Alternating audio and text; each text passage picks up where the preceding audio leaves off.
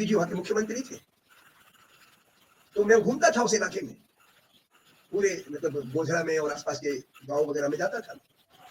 मुझे उम्मीद थी कि लोग इतने बड़े जुल्म को पचा नहीं पाएंगे और इनको सबक सिखाएंगे, लेकिन सबक नहीं सिखाए, क्योंकि गवर्नमेंट के तमाम मंत्री इसमें इन्वॉल्व थे, इनको लीड कर रहे थे, गाइड कर रहे थे, और जो आदमी जो अफसर ईमानदार हो उसके ऊपर बंदिश लगाई गई, उसके ऊपर रोक लगाई गई, उसको बाद में प्रताड़ित किया गया। तो ये तो हुआ, तो वो तो हमारे सिस्टम की कमजोरी साबित हुई। बोलता हिंदुस्तान पे तमाम दर्शकों का स्वागत है। और देश और समाज में बदलाव हो रहा है, और ये बदलाव अच्छाई के लिए है या फिर इस बदलाव का हो रहा है नुकसान, इस पर हम चर्चा करेंगे। साथ ही चर्चा करेंगे आज के उस बड़े फैसले की जिसे सुप्रीम फैसला कहा जा रहा है, कि दरअसल सही मायनों में सुप्रीम फैसला बिल्किस बानो के हक में जो आया है उसका भी जिक्र हम करेंगे। बातचीत करने के लिए हमारे साथ प्रोफेसर विपिन त्रिपाठी जी हैं। त्रिपाठी जी, स्वागत है आपका। आदाब। सर, बिल्किस बानो का मामला 2002 से ये तमाम चीजें जुड़ी हुई हैं, और ये उस वक्त जो घटनाक्रम हुआ, सामूहिक बलात्कार जैसी घिनौनी हरकत हुई, और गुजरात में न्याय नहीं मिला, इसलिए इस पूरे केस को महाराष्ट्र ट्रांसफर किया गया कि वहां पर सुरक्षित ढंग से बिल्किस बानो के केस की सुनवाई हो सकेगी, फैसला आ जाएगा। फैसला आया, 11 दोषी पाए गए, उम्र कैद की सजा। फिर सरकार ने ये तय कर लिया कि इन दोषियों को बाहर निकालना है, लिहाजा उनको आजाद करवाया गया। और आज जो फैसला आया है कि 11 के 11 दोषी वापस 2 हफ्ते के भीतर जेल में वापस जाएंगे, और कोर्ट ने जो फटकार लगाई है, इस केस की सुनवाई हुई। किस तरह से देखेंगे इस फैसले को समाज में, और खासतौर पर अदालती प्रक्रियाओं में जो देरी होती है न्याय की, आखिरकार न्याय तो हुआ, ये किस तरह का मैसेज देता है? पहले बात तो मुझे सुप्रीम कोर्ट को मुबारकबाद देनी है कि उसने अरसे के बाद एक सही फैसला किया, क्योंकि 15 अगस्त का दिन था जब इन लोगों को रिहा किया गया जिनको उम्र कैद की सजा हुई थी। और जब मैं बिल्किस बानो से मिलने गया 2002 में, रिलीफ कैंप में थी वो गोधरा में, तो उसके रिश्तेदार थे, शौहर तो थे नहीं, वो तो गायब थे बेचारे, पता नहीं कहाँ थे, घूमते फिर रहे थे। तो जब मैं उधर पहुंचा तो उसके रिश्तेदारों ने बताया कि वो इस वक्त बात करने की सूरत में नहीं है, उसके घर के बहुत लोग मर गए, लड़की मार दी गई। तो मैं बड़ा दुखी होकर लौटा उधर से, और मुझे थोड़ा सुकून मिला कि उन कातिलों को थोड़ी बहुत सजा मिल गई। उम्र कैद की सजा कम है दरअसल ऐसे लोगों के लिए, लेकिन चलो भाई कुछ तो हुआ। 15 अगस्त के दिन पिछले बरस, 2 बरस पहले, 1.5 साल पहले उनको बरी कर दिया। जब मुल्क आजादी का जश्न मना रहा है तो हमारे मुल्क की रूह है यहाँ की लड़कियां, उनके ऊपर सितम गुजरे, इस हद तक का सितम गुजरे कि उसके 3 साल की बेटी को दीवार से मार के, जैसे कपड़े को अपन मारते हैं दीवार किसी चीज को, उस तरीके से मारा गया उस लड़की को। और उसके ऊपर जो जुल्म गुजरा और परिवार के ऊपर, उसकी कोई इंतहा नहीं। वो हुआ तो मैं तो दंग रह गया कि हमारे मुल्क में हुकूमतें बनी किस लिए हैं। तो हुकूमतें अपने आप को तानाशाही की तरह बिहेव करती हैं, इंसानियत की कोई परवाह नहीं, ह्यूमन लाइफ का कोई कदर नहीं, कोई कायदा कानून नहीं। तो अच्छा हुआ कि सुप्रीम कोर्ट ने अच्छा फैसला दिया। तो ये तो मुझे थोड़ा सुकून है कि वो लोगों को अपनी जेल वापस जाना पड़ेगा। तो इधर ये जो मंदिर का तमाशा चल रहा है इन दिनों, वो भी चल रहा है। तो कम से कम एक चीज तो, कम से कम एक संस्था ने एक ऐसा फैसला दिया कि जुनून शायद थोड़ा ठंडा पड़ जाए। विपिन जी, ये जो फैसला हुआ था इन 11 दोषियों को रिहा करने का मामला, उस वक्त हुआ था जब गुजरात में चुनाव थे। खासतौर पर ये समझना बहुत मुश्किल नहीं होगी इस चीज़ को समझने में कि इन दोषियों को बाहर निकालने के बाद जिस तरह से फूल मालाएं पहनाई गई थी, मिठाई खिलाई गई थी, और इसको पूरी तरह से भुनाया गया था चुनाव में। ये मंच पर भी 11 दोषियों में से कुछ लोग सरकारी मंचों पर भी दिखाई दिए थे, रैलियों में भी दिखाई दिए थे। क्या ये एक चीज को दर्शाता नहीं है कि देश के भीतर अभी लोकतांत्रिक व्यवस्था में स्थिति यह है कि धर्म के नाम पर ही आप वोट लेंगे, और फिर मुसलमानों का डर दिखाकर हिंदू मेजॉरिटी से आप वोट ले लें, और फिर मुसलमानों को डरा धमका कर ये कहें कि आपको कहना पड़ेगा कि आप इस देश में सुरक्षित हैं? बदकिस्मती ये है कि जब 2002 का फसाद हुआ, उसके 2 महीने बाद चुनाव हुए। मोदी जी वहां के मुख्यमंत्री थे, तो मैं घूमता था उस इलाके में, पूरे मतलब गोधरा में और आसपास के गांव वगैरह में जाता था। मुझे उम्मीद थी कि लोग इतने बड़े जुल्म को पचा नहीं पाएंगे और इनको सबक सिखाएंगे, लेकिन सबक नहीं सिखाए। तो ये तो जुनून पॉलिटिकल वेपन है, राजनीतिक औजार है, ये मैंने तब महसूस किया और उसके लिए मैं वोट देने वालों को जिम्मेवार मानता हूं एक हद तक, क्योंकि उनको पूरी जानकारी भी नहीं दी जाती और ऐसे प्रोजेक्ट किया जाता है जैसे कि गोधरा S6 साबरमती एक्सप्रेस में जो कांड हुआ था उसका बदला लिया है इन्होंने, और वो बहुत बड़ा जुल्म था। जो गाड़ी में आग लगी और बाद में जो 2000 लोग मारे गए, वो तो ना के बराबर कुछ नहीं था, बल्कि कातिलों को मारा आपने। कुछ इस तरीके की गलतफहमियां भी लोगों के दिमाग में रही होंगी, लेकिन जिन लोगों को इसकी पूरी भनक थी, including prime minister, chief minister Modi, इनको एहसास नहीं हुआ 2 महीने के बाद जब चुनाव में गए कि भाई गलती हो गई हमसे।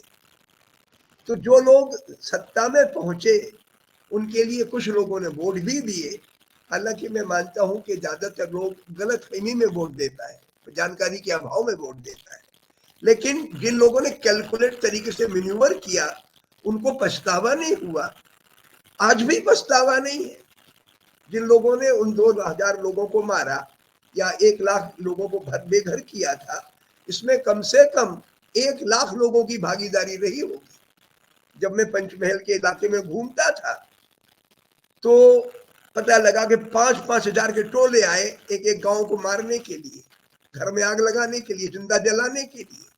तो पूरे गुजरात को अगर आप देखो तो संख्या लाख से ऊपर पहुंचती है। तो उनको तो एहसास होना चाहिए।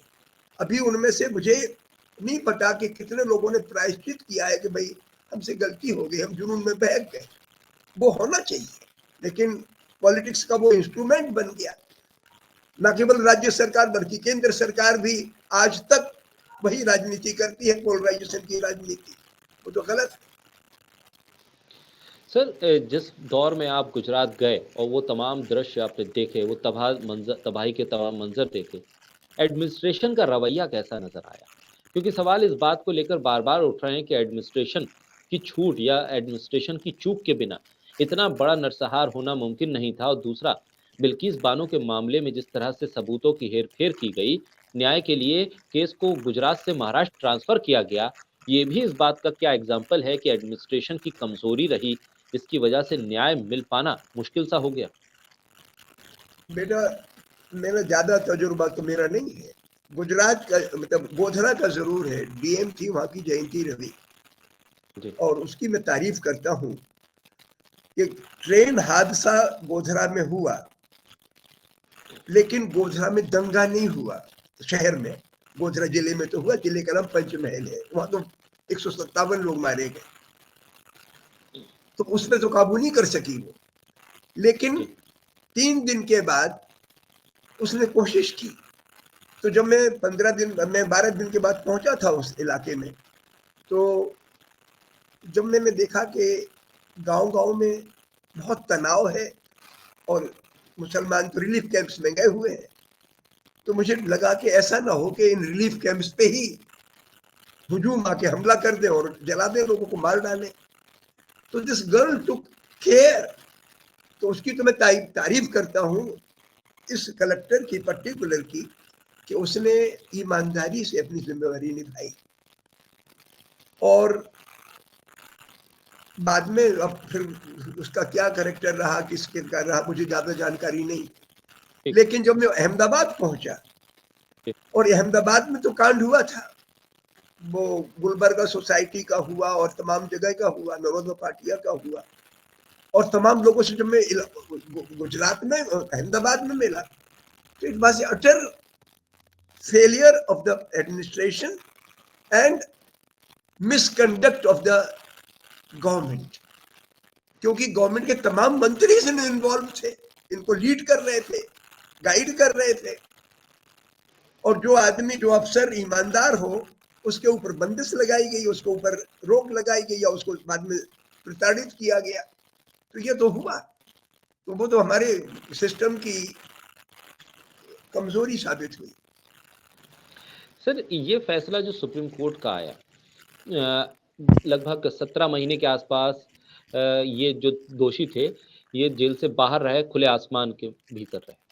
अब 2 हफ्ते का वक्त दिया गया है कोर्ट की तरफ से कि 2 हफ्ते में इन्हें जेल में सरेंडर करना होगा, वापस जेल जाना। इस दौरान 17 जो ये हफ्ते गुजरे, 17 महीने जो गुजरे हैं, इसमें बिल्किस बानो ने जितना ट्रेवल किया अपने न्याय के लिए, सुप्रीम कोर्ट में याचिका और भी कई PIL गई वहां पर, सुप्रीम कोर्ट ने जब ऑब्जर्वेशन के दौरान ये कहा कि इन दोषियों की रिहाई के लिए गुजरात सरकार ने जो तथ्य पेश किए थे वो धोखाधड़ी की तरह थे, वो गुमराह किया गया था कोर्ट को, और फिर इस तरह का आदेश ले लिया गया कोर्ट से कि इन दोषियों को वापस आप जेल से बाहर करेंगे। क्या ये पूरी की पूरी तरह एक चेन है, सिस्टम से लेकर सरकार तक सभी इस मामले में फंसे हुए हैं और इस दलदल में डूबे हुए हैं? आप न्याय कर नहीं रहे और सत्ता में बैठे हुए आप ये कोशिश करें कि आपके जो करीबी हैं वो किसी भी तरीके से, कितना बड़ा दोष करके वो आ जाएं, उन्हें बाहर निकाला जाए। क्या ये सिस्टम का फेलियर है, सत्ता का फेलियर है, ये लोकतांत्रिक व्यवस्था में जो लोग वोट देते हैं उनका फेलियर है कि आप चुनकर कितने भेजते हैं? बेटे, सभी का फेलियर है। प्राइमरीली हिंदुस्तान में 30 बरस से जो राजनीति चल रही है उसको चला रहा है कॉरपोरेट इलीट। उनके हाथ में मीडिया का कंट्रोल आ गया है, तो ओपिनियन बिल्ड करते हैं, फर्जी खौफ पैदा करते हैं। हिंदुस्तान का 90% मुसलमान मजदूर और कारीगर तबके का है, ईमान की रोटी खाता है, जो बात दिल में जुबान से बोलता है, कभी फरेब नहीं करता किसी से। दुनिया के जो मोस्ट ह्यूमन कम्युनिटीज हैं उसमें हमारे हिंदुस्तान का मुसलमान शुमार होता है, लेकिन उसका खौफ दिखा के, जिसके बाप दादे कभी हुकूमत में रहे नहीं, राजा तो एक छोटा सा इलीट मुट्ठी भर लोग होते थे, और उसमें भी मिलजुल के ब्राह्मण भी शरीक था, उसमें ठाकुर भी शरीक था, मुसलमान भी थे, सब थे इलीट, लेकिन वो एक छोटी सी एंटिटी होती है। मुस्लिम अवाम जिसकी मैं बात कर रहा हूँ, जिसका खौफ दिखाया जाता है, आबादी बढ़, जब आबादी बढ़ेगी तो अवाम की ही तो बढ़ेगी। इस मुस्लिम अवाम ने कोई तारीख नहीं है कि कभी हिंदू कम्युनिटी पे जुल्म किया हो। पार्टीशन की बात की जाती, पार्टीशन के दौरान हिंसा हुई, लेकिन उसमें मुसलमान हिंदू और सिखों से दुगने मारे गए। ये बकवास क्या चीज है? हर कम्युनिटी में कुछ क्रिमिनल एलिमेंट होते हैं, मुसलमानों में भी, हिंदुओं में भी, सिखों में भी, ईसाइयों में, गोरों में, कालों में, सब में होते हैं, लेकिन उनकी तादाद 1-2% होती है, और वो हुकूमत नहीं करते। हुकूमत करने वाले उनका इस्तेमाल करते हैं, इसलिए क्रिमिनल्स को इस्तेमाल, क्रिमिनल के हाथ में कभी हुकूमत नहीं गई, हुकूमत हमेशा गई है क्रिमिनल्स का इस्तेमाल करने वाले पैसे वालों के द्वारा आगे प्रोजेक्ट किए गए लोगों के हाथ में। तो हमारे यहाँ का डेमोक्रेटिक सिस्टम इस सेंस में फेल हो गया कि हमें पता ही नहीं हम किसको वोट दे रहे हैं। मोदी जी को वोट दे रहे हैं तो पता नहीं मोदी जी हैं कौन, प्रोजेक्ट तो ऐसे किया गया जैसे भगवान है। ये नहीं बताया जाएगा कि गुजरात के है वो, गुजरात कांड के दौरान उन्होंने एज चीफ मिनिस्टर अपनी विफलता शो की, कुछ नहीं कर पाए वो, बल्कि उनके इंस्ट्रक्शन पे क्या क्या हुआ आप उस पर भले ही सवालिया निशान लगा लो, लेकिन एज चीफ मिनिस्टर उनकी जिम्मेदारी थी कि 3 दिन तक अगर कहीं हिंसा हो रही है आपकी आंखों के नीचे, आपके शहर में, आपकी राजधानी में, और आप खामोश बैठे, और खामोश होने के अलावा 3 दिन तक अगर आप एक बार प्रायश्चित कर लेते कि भाई हमसे गलती होगी, हम रोक नहीं पाए, आज तक नहीं उन्होंने किया। तो मैं कहता हूं कि ऐसे लोगों को भी अगर हमारे हिंदुस्तान की आवाम मानने लग जाए कि साहब ये तो बहुत बड़े क्रांतिकारी हैं, हमारे रक्षक हैं, हमारे मुक्तिदाता हैं, तो मैं क्या कहूँ, बिकॉज ये ऐसी इमेज बिल्ड की गई, और हमारे लोग कहाँ से पड़ताल करेंगे? रोटी के लाले पड़े हैं लोगों को। अपनी जिंदगी को बसर करने के लिए सब मुसीबतें खड़ी हैं, तो वो कहाँ करेंगे। इसलिए मैं उनको दोष नहीं देता, लेकिन मैं चाहता हूँ हमारे देशवासी जागें और कम से कम इतना ब्लेटेंट जुल्म को बर्दाश्त ना करें। बिल्किस बानो की हिम्मत की मैं दाद देता हूँ, उसने सचमुच गांधी को जिंदा किया इस मुल्क में इतने बड़े जुल्म को झेल गई, उसके बाद हिम्मत नहीं आती।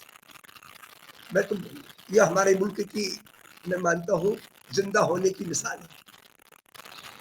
सर हम देख रहे हैं एक सिलसिला है महिलाओं के प्रति अपराध का। कठुआ में जो कुछ हुआ वो दुनिया के सामने है। बिल्किस बानो का ये केस है। मणिपुर में महिलाओं की जिस तरह की तस्वीरें सामने आई मणिपुर से, वो भी हमारे सामने। इस तमाम चीजों के बीच में अगर सत्ता ये कहे कि हमने महिला आरक्षण बिल पास करा दिया, ये हमारी सबसे बड़ी जीत है, हम महिलाओं को 3 तलाक से आजादी दिला रहे हैं, इसलिए ये हम महिलाओं के सम्मान की बात करते हैं। लेकिन कठुआ से लेकर मणिपुर और बिल्किस बानो पर वही सरकार, वही सत्ता चुप रहे, तो इसे क्या कहें? इसे दोहरा रवैया कहें या सिलेक्टिव अप्रोच कहें या सियासत का वो रूप कहें जिस रूप को देखने के बाद हर कोई डर जाए? सरकार की बदनीयती है, दोहरा रूप है। और ये भी आप देख लें कि इसके साथ में अगर अपन हाथरस की लड़की का मर्डर देख लें, उन्नाव की लड़की के ऊपर जो जुल्म हुआ वो देख लें, वो हिंदू की लड़की है। कठुआ की लड़की 8 साल की लड़की आसिफा मुसलमान लड़की थी। मणिपुर में लड़कियां आदिवासी थी। बिल्किस एक गरीब परिवार की लड़की थी, मुस्लिम लड़की थी।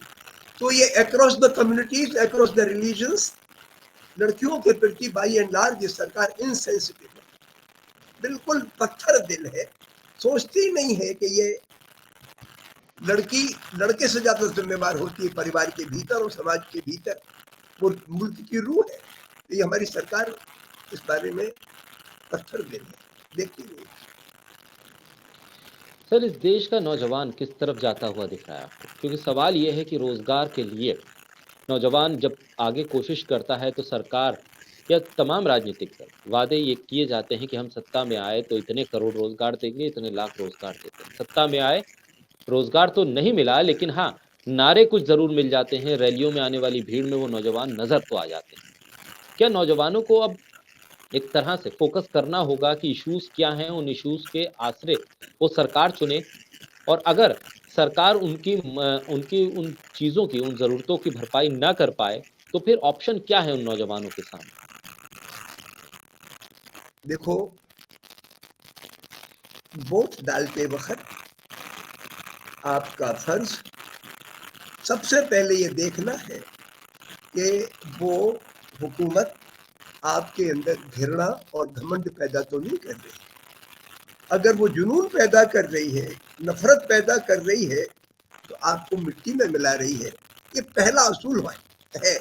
जब मैं प्रचार करता हूँ, चुनाव के मुद्दे उठाता हूँ, तो पहला मुद्दा यही होता है, you have to get rid of a government that promotes hatred, that promotes arrogance, कि आपका धर्म बड़ा दूसरे का छोटा, आपकी जात बड़ी दूसरे की छोटी, वगैरह वगैरह। दूसरा मसला आता है कि स्वावलंबन कहने को सरकार स्वावलंबन की बात करती है, लेकिन जितने रिसोर्सेज हैं हमारे देश में, जमीन के भीतर की खदानें, जंगल, उन पर सरकार की मालकियत, लेकिन उन पर मालकियत इसेंशियली व्यापारियों को कम दामों पे लीज पे दिए जाते हैं, तो उन्हीं की मालकियत। जितने कारखाने हमारे मुल्क में जहाँ लोगों को आम धंधा मिल सकता है, उन पर सबकी मालकियत खरबपतियों की है। यानी, और जहाँ तक जमीन का मसला है, किसानों के हाथ में जरूर जमीन की मालकियत है, लेकिन उसका जो भाव है फसल का, वो किसान के हाथ में नहीं है, वो व्यापारी के हाथ में है। यानी जिस मुल्क की अर्थव्यवस्था, जिस मुल्क की रिसोर्सेज चंद मुट्ठी भर लोगों के हाथ में है, वहां सरकार की जिम्मेवारी बनती है इस तरीके से उद्योगों को आगे बढ़ाया जाए ताकि रोजगार सृजन हो, लोगों को काम धंधा मिले, लोगों की अच्छी पढ़ाई हो। लेकिन सरकार ने दोनों फ्रंट पे, पढ़ाई के फ्रंट पे और रोजगार के फ्रंट पर, सिर्फ इस बात का ख्याल किया है कि व्यापारियों को फायदा किससे होगा, वो काम करना है। नतीजा ये निकल रहा है कि यूथ इतना परेशान है, ना अच्छी पढ़ाई उसको मिल रही है, ना अच्छा काम धंधा मिल रहा है। कहने को तो आप कह दो कि भाई हर काम बराबर होगा, चाहे आप झाड़ू लगाने का काम कर दो, चाहे कपड़े तलने का काम कर दो, चाहे आप प्रोफेसर बन जाओ, काम तो सब बराबर है। ये तो गांधी जी की बात मैं मानता हूँ कि हर काम, किसी काम को छोटा मत मानो, लेकिन हर इंसान अपनी बौद्धिक क्षमता का इस्तेमाल, अपनी शारीरिक क्षमता का सही इस्तेमाल कर सके। 4 साल मान लो उसने झाड़ू लगा ली, तो उसके बाद उसको मौका मिले कि वो कहीं अफसर भी बन जाए, उसको मौका मिले कहीं वो प्रोफेसर भी बन जाए। इस तरीके से इंसान की जिंदगी में तरक्की होती है, आगे बढ़ती है जिंदगी। लेकिन हमारी हुकूमत सिर्फ व्यापारी तबके के, वो भी चुनिंदा घरानों की तरफ देखती है और बाकी लोग के बारे में उसको फिक्र नहीं है। इसके बारे में उसको जिम्मेदार बनाने की जरूरत है। तो अब वो बनेगी, वोट से नहीं बनती ये चीजें, इसके लिए आंदोलन की जरूरत होती है। और मुझे उम्मीद है कि हमारे हिंदुस्तान के विद्यार्थी, ये पिछले 3-4 साल में जो पढ़ाई की बर्बादी हुई, कुछ तो लॉकडाउन की वजह से हुई, और कुछ नई शिक्षा नीति इन्होंने जो लागू की उसकी वजह से हो रही है, और कुछ बदनीति की वजह से कि लोगों को जुनून में उलझाए रहो। जैसे अंग्रेज आए तो उन्होंने कहा चाय पीने की आदत डाल दो लोगों को, हमारी चाय खूब बिकेगी। पहले मुफ्त में पिला दी चाय, फिर चाय की आदत पड़ गई लोगों को। ये धर्म का नशा, घृणा का नशा, ये कराते हैं, ये उससे भी खतरनाक है। सर, सेकुलर देश और डेमोक्रेसी में सबसे मजबूत अपने आप को अगर हम कहें तो कितनी मजबूत इस वक्त डेमोक्रेसी आपको देश में नजर आ रही है? सवाल करना लोग भूल गए। पत्रकारिता, जिसका काम सवाल करना होता है, वो सवाल नहीं करता। जिसका काम होता है कि सवालों का जवाब दे, वो सवाल सुनने को तैयार नहीं। विपक्ष जो डेमोक्रेसी में सरकार से सवाल करता है, सरकार के कामकाज पर सवाल उठाता है, वो अपना काम करने को तैयार। और सरकार कहती है कि हमारे पास है बहुमत, लिहाजा हम जो सवाल कर रहे हैं उन सवालों को सुनेंगे भी नहीं। आपकी जो मर्जी चाहे वो कर लीजिए, हम बहुमत से आए हैं, लिहाजा हम जो चाहे वो करें। क्या ये लोकतांत्रिक सिस्टम को कमजोर कर रहा है? बहुत। लोकतांत्रिकता का नाम ही ये है कि आपको बोलने की आजादी हो, अपना दुख दर्द सामने रखने की आजादी हो। इन्हें चैनल काट दिए, पार्लियामेंट में बोल नहीं सकते। कॉलेजों में आपके लिए ऐसे वाइस चांसलर और डायरेक्टर बिठा रखे हैं कि आप वहां खुल के बोल नहीं सकते। इस तरीके की फैकल्टी को नए नए अपॉइंट किए जा रहे हैं जो आपके नेटवर्क के अंदर के हों। नेटवर्क से बाहर का हर आदमी आपके लिए गैर और परदेसी है, बल्कि गुंडों को भी बुला के हमले करा दिए जाते हैं ताकि आपकी जुबान बंद रहे, बोल ना सको। तो ये चुनाव में गैर जरूरी मुद्दे, इमोशनल इश्यूज उठा दिए जाते हैं। तो लोकतांत्रिकता तो इस मामले में काफी घट गई है हमारे देश में। कहने को वोट डालने का मौका मिलता है, लेकिन बहुत छोटे स्तर की लोकतांत्रिकता है। वोट डालना अगर आदमी बगैर प्रेजुडिस के डाल सके तब तो उसके माने हैं, और उसमें मैनिपुलेशन अगर हो जाए, फजूल के मुद्दे उठा दिए जाए, आपस में लड़वा दिया जाए, तो कोई लोकतांत्रिकता होती नहीं। और फिर उसमें मैन्यूवरिंग के चांसेस बहुत हैं। कई स्तर पे, बूथ के स्तर पर, ईवीएम के स्तर पर, जाने किस किस स्तर पर धांधली भी आप करा सकते हो। मीडिया आपके कब्जे में है, पैसा आपके पास है, या पैसे वाले आपके साथ है, तो वो चीजें 24 घंटे दुष्प्रचार चलते ही रहता है। तो लोकतांत्रिकता, हम सचमुच लोकतांत्रिकता में काफी नीचे मकाम पर। जो 1951 में जो हमने पहला चुनाव लड़ा, उस वक्त देश में जिस स्तर का खुलापन था, नेहरू से अधिक लोकप्रिय प्रधानमंत्री देश में पैदा नहीं किया, उससे अधिक लोकतांत्रिक प्रधानमंत्री पैदा नहीं किया, जो हर किस्म की गाली सह लेता था। और उस जमाने से मैं देखता हूं कि हमारे मोहल्लों में आरएसएस की शाखाएं लगती थी। मेरे कुछ रिश्तेदार जाते थे उसमें, मुझे उससे बहुत तकलीफ होती थी, क्योंकि मैं गांधी को बचपन से मैं पसंद करता था, और मेरे जो टीचर थे वो गोद में उठा के उन्होंने मुझे पढ़ाया था, मौलवी अहमद बख्श ने। सरकारी स्कूल था मेरा, उसमें मैं पढ़ता था। तो उनकी मोहब्बत का मेरे ऊपर इतना गहरा असर था कि जब मैं मतलब जूनियर हाई स्कूल और हाई स्कूल में आया तो मैं भूल नहीं सका। और रामायण की एक चौपाई आती है कि बंदों गुरुपद कंज, यानी गुरु के बारे में रामायण में कहा गया है कि गुरु के पाँव की धूल को मैं सर पे लगाता हूँ क्योंकि इसकी वजह से मेरी आंखें खुलेंगी। तो मैं तो उनको वो मानता था, और मतलब सारे मेरे रिश्तेदार एक तरफ और मेरा गुरु एक तरफ।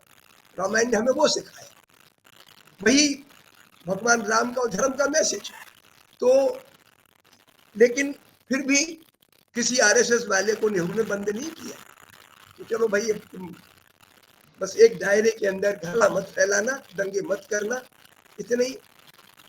तो इस किस्म का के, जबकि खुले दिमाग के आदमी के लिए तो जहर था, जिस जहर की वजह से गांधी की हत्या हुई थी, देश का पार्टीशन हुआ था, उसके बावजूद ही वाज ए मैन कि उन्होंने कहा समाज में खौफ पैदा ना हो जाए, ये लोग संभल जाएंगे, आज बहके हुए कल संभल जाएंगे। उनको ये भरोसा था नेहरू को। उनको अंदाज नहीं था कि 2023-24 ऐसा आ जाएगा कि लोगों की जुबान बंद हो जाएगी।